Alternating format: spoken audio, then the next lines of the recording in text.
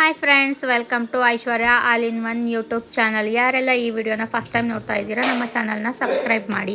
ನಾವಿವತ್ತು ಮಾಡ್ತಾ ಇರೋದು ಮಸಾಲ ರೈಸ್. ಮಸಾಲ ರೈಸ್ ಮಾಡಲು ಬೇಕಾದ ಸಾಮಗ್ರಿಗಳು: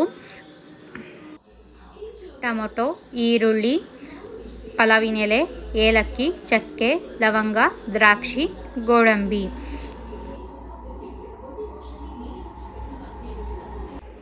ಒಂದು ಸ್ಪೂನ್ ಗರಂ ಮಸಾಲ, ಶುಂಠಿ ಬೆಳ್ಳುಳ್ಳಿ ಪೇಸ್ಟು. ನಂತರ ಒಂದು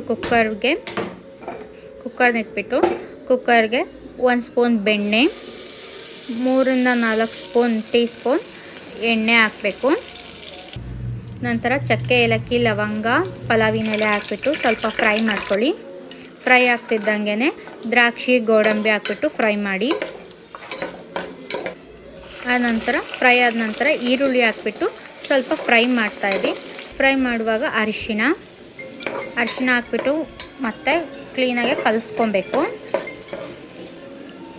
ಆಮೇಲೆ ಶುಂಠಿ ಬೆಳ್ಳುಳ್ಳಿ ಪೇಸ್ಟ್, ನಂತರ ಟೊಮೊಟೊ ಹಣ್ಣು ಹಾಕ್ಬಿಟ್ಟು ಎಲ್ಲದೂ ಕ್ಲೀನಾಗಿ ಮಿಕ್ಸ್ ಮಾಡಿ. ನಂತರ ಗರಂ ಮಸಾಲ, ಕೊತ್ತಂಬರಿ ಪುಡಿ, ಖಾರದ ಪುಡಿ 3 ಹಾಕ್ಬಿಟ್ಟು ಚೆನ್ನಾಗಿ ಕಲಸಿ. ಅದೆಲ್ಲ ಚೆನ್ನಾಗಿ ಕುದ್ದ ನಂತರ ಎಣ್ಣೆ ಬಿಟ್ಕೊಂಡ್ಮೇಲೆ 1 ಗ್ಲಾಸ್ ಅಕ್ಕಿಗೆ 2 ಲೋಟ ನೀರು ಹಾಕ್ಬಿಟ್ಟು ಕ್ಲೀನಾಗಿ ಕಲಿಸ್ಬಿಟ್ಟು, ಅದು ಕುದಿ ಬಂದಾಗ ಅಕ್ಕಿ ಎಷ್ಟು ತೊಗೊಂಡಿರ್ತೀರೋ ಅಷ್ಟು ಅಕ್ಕಿ ಹಾಕ್ಬಿಟ್ಟು ರುಚಿಗೆ ಉಪ್ಪು ಹಾಕ್ಬಿಟ್ಟು ಕ್ಲೋಸ್ ಮಾಡಿ 3 ವಿಸಲ್ ಹೋಗೋವರೆಗೂ ಬಿಡಿ. ನಂತರ ಅದು ಸೌತೆಕಾಯಿ, ಈರುಳ್ಳಿ, ಸ್ವಲ್ಪ ರುಚಿಗೆ ತಕ್ಕಷ್ಟು ಉಪ್ಪು, ಮೊಸರು ಹಾಕ್ಬಿಟ್ಟು 3 ಚೆನ್ನಾಗಿ ಕಲಿಸ್ಕೊಂಡು ಮೊಸರು ಬಜ್ಜಿ ಮಾಡ್ಕೊಳ್ಳೋಣ. ನಂತರ ಈ ಥರ ಸರ್ವ್ ಮಾಡ್ಕೊಳ್ಳೋಣ. ಮೊಸರು ಬಜ್ಜಿ ಜೊತೆಗೆ ಈ ಥರ ಸರ್ವ್ ಮಾಡಿ ಮನೇಲಿ ಮಾಡಿ ಟೇಸ್ಟ್ ನೋಡಿ.